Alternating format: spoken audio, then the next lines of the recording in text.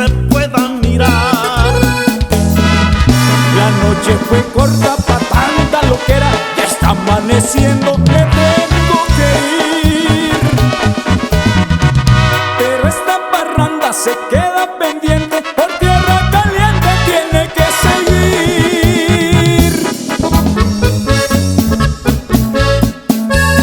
Y que suene perrón mi compa Alex Ortuño. Y esto se oye bonito, mi compa Gustavo Pardo.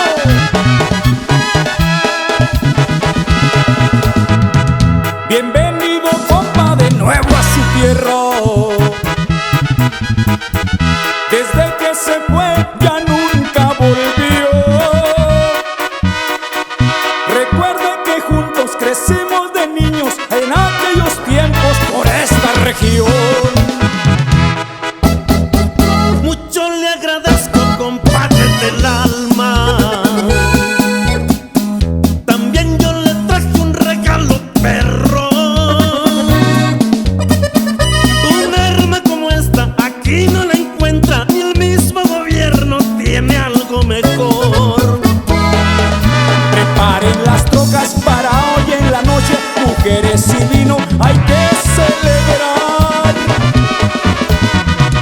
Que no es muy común que dos gallos finos por tierra caliente se puedan mirar. La noche fue corta pa' tanta loquera, ya está amaneciendo, me tengo que ir. Pero esta parranda se queda